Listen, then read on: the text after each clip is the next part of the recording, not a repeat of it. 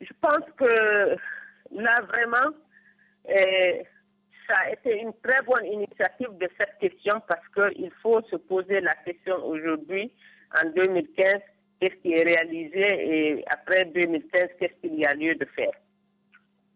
Nos sociétés sont toutes confrontées à divers défis démographiques, sociaux, économiques, financiers, alimentaires, énergétiques et politiques, pour lesquels aucun gouvernement, aucune société ne peut trouver une solution de façon isolée.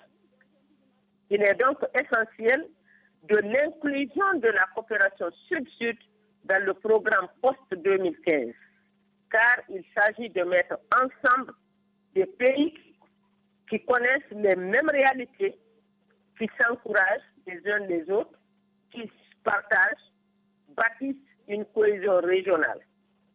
Et la coopération sud-sud dans ce programme post-2015 pourrait être un instrument pratique, pédagogique pour mettre les énergies sud-sud ensemble. Et je pense que pour un départ, on peut penser de choisir par exemple 2 régions dont les projets de contexte se ressemblent au niveau du climat, c'est-à-dire la météo, mais aussi politique, parce que il me semble difficile d'entrer dans un partenariat sud-sud si dans un pays, la décentralisation des pouvoirs est acquise, alors que de l'autre côté, c'est la centralisation qui est en cours. Mais aussi, en choisissant 2 pays de la région sud pour la coopération sud-sud, ajouter à cette coopération un pays industrialisé ou émergent pour leur permettre d'avancer et leur permettre d'avoir l'expérience de ces pays industrialisés ou émergents qui pourront aider dans la coopération sud-sud. Donc, moyennant une série de conditions explicites et concrètes, une coopération sud-sud dans le programme post-2015 pourrait être intéressante parce qu'elle a la chance d'être proche du vécu concret des gens, donc au plus visible, avec des acteurs bien connus du terroir et de la population concernée surtout. Parce que j'ai vu, j'ai touché, j'ai senti, j'ai entendu, c'est réellement différent. Donc il faut être sur le terrain pour pouvoir apprécier cela. Et on ne changera le monde qu'à partir des réalités qu'on veut changer, soit qu'elles soient désastreuses ou moins contraignantes. Il y a lieu de partager des expériences. C'est le grand intérêt de la coopération sud-sud. Le savoir et le savoir-faire ne s'acquièrent que grâce aux pratiques. Se former en ne lisant que des théories, rien que des théories, est longuement insuffisant, sinon même impossible. Une fois que l'Union africaine et l'OIT considèrent que la coopération sud-sud est fondamentale pour le développement durable, comment envisagez-vous la perspective des droits du travail et le travail décent dans le contexte africain? Très bien, merci de cette question, qui est très bonne, et j'apprécie hautement. La plupart des pays africains ont ratifié les conventions fondamentales du travail. Mais il faut reconnaître que celles-ci ne sont toujours pas appliquées de manière efficace. Parce que si elles étaient appliquées, nous aurions pu facilement atteindre les objectifs du développement en 2015 à partir d'une cohésion sociale et non sur la division. Mais c'est parce qu'elles ne sont pas bien appliquées, ce qui fait défaut. Le travail social est la base de l'organisation sociale des nations modernes. Donc, grâce au travail, la personne existe. La personne a un statut social. Alors que sans travail, la personne est réduite à rien et elle souffre. Et ainsi, le travail, c'est dès lors très important pour qui veut la paix et la justice sociale. Et bien évidemment, le développement. Et pour les syndicats, la notion clé du développement des États fragiles est liée à ce qui suit. D'abord, c'est chercher la cohésion et construire la solidarité syndicale.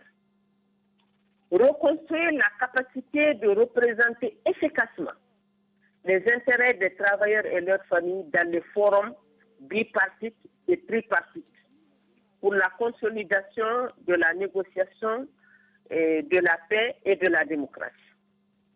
Mais aussi assurer pleinement le rôle et les fonctions des acteurs sociaux.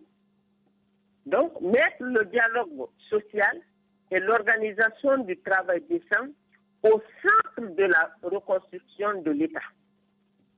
Il est important dans les États fragiles de mettre au point des programmes pour la promotion du travail décent qui est approprié pour reconstruire leur économie sur la base du travail décent et qui répondent aux besoins de la paix des travailleurs, des entreprises et des gouvernements.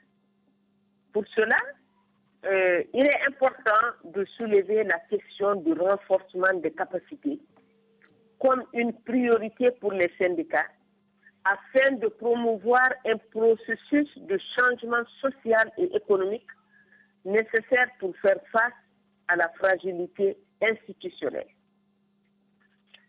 Et dans le contexte africain, le travail décent est un facteur incontournable dans le développement et la fin des inégalités qui freinent l'impact positif de la croissance. Il est utile de s'intéresser à la signification du concept même du travail décent. Parce que c'est la fierté des pays riches, de l'individu même, dont l'indice de développement humain est en permanence élevé. En Afrique, le travail décent n'est pas étranger à notre culture et à notre survie dans nos communautés villageoises qui en dépendent.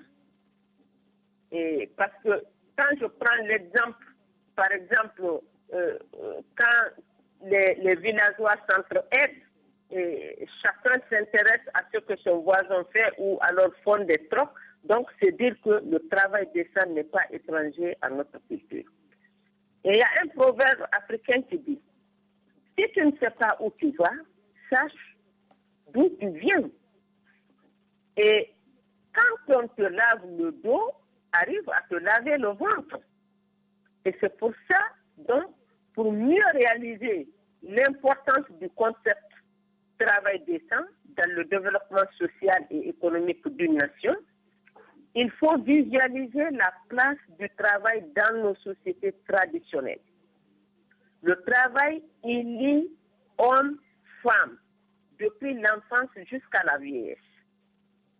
Ce lien crée une solidarité dans la satisfaction des besoins tant collectifs, survie de la communauté qu'individuelle. Et partage des fruits du travail.